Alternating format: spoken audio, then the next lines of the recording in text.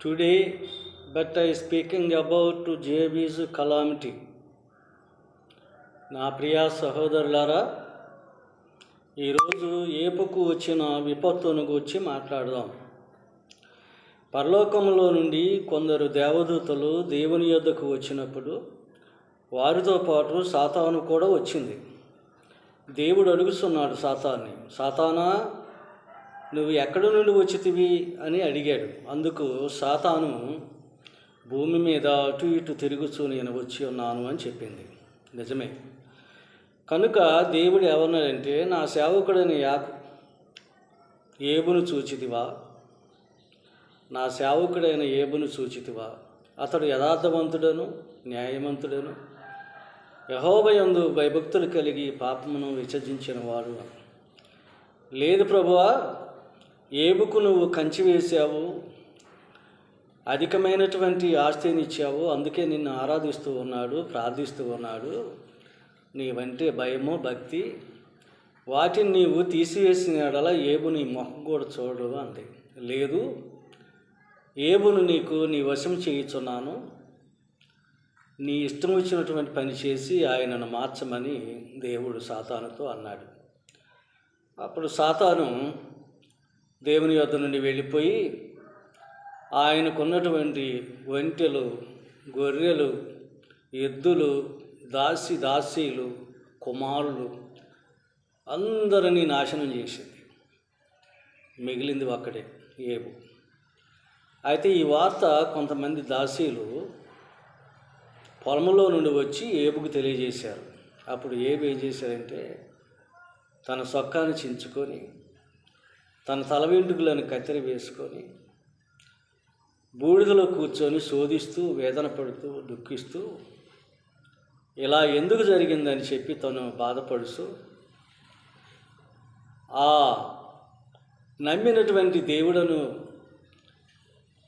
ఏ మాత్రము కూడా, ఏ వశాన కూడా, ఏ సందర్భంలో కూడా ఆయన మాట అయినా మాట్లాడలేదు.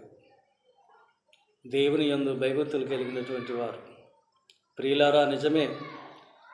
మరి రెండోసారి వచ్చింది సాతాను.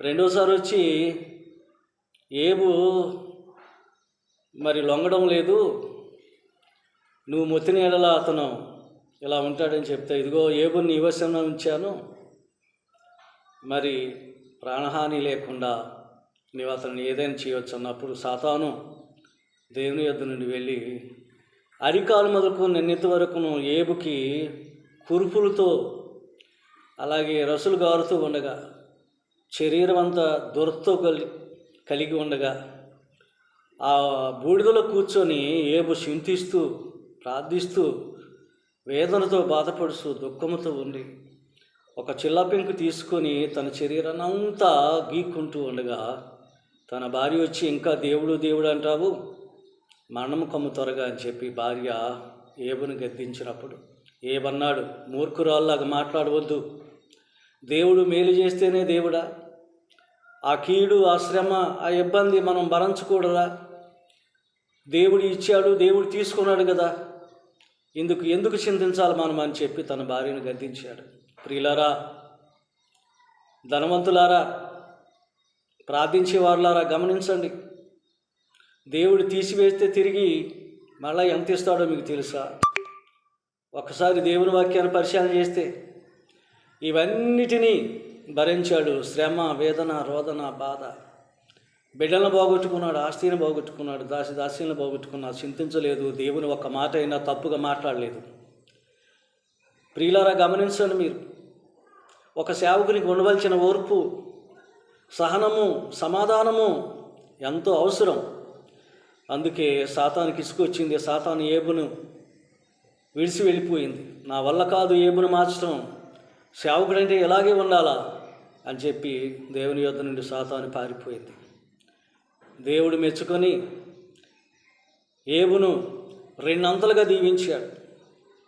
ఉదాహరణకు 1000 ఉంటే 2000, 3000 ఆస్తిని ఇచ్చాడు. గొర్రెలను, అలాగే ఎడ్లను, పశువులను, ఒంటెలను, దాసీలను, మరణించినటువంటి కుమారులు కుమార్తెలు తిరిగి వచ్చి ఎంతో మేలు జరిగింది ప్రియులారా. ధనవంతులారా ఆలోచించండి, ప్రార్థించేవారా ఆలోచించండి. శ్రమలు వచ్చినప్పుడు తప్పుకొని తిరగడం కాదు, శ్రమలు వచ్చినప్పుడు దేవుణ్ణి శోధించడం కాదు, దేవుణ్ణి తిట్టడం కాదు, ఓర్పుతో సహనంతో శ్రమల్లో ఉండి ప్రార్థించేవాడే నిజమైనటువంటి సేవకుడు, నిజమైనటువంటి దీవెనలు పొందుతారు. కనుక అటువలే మనం కూడా ఉండాలని, అటువలే మనం కూడా దేవుని మాట వినాలని, అటువలే సాతాను శోధన జయించి దేవునికి నీ సేవకుడిగా ఉండాలని మనందరం కోరుకుందాం. దేవుడి వాక్యం మనందరికీ ఫలింపచేయనుగాక. May God bless you somebody. Thank you.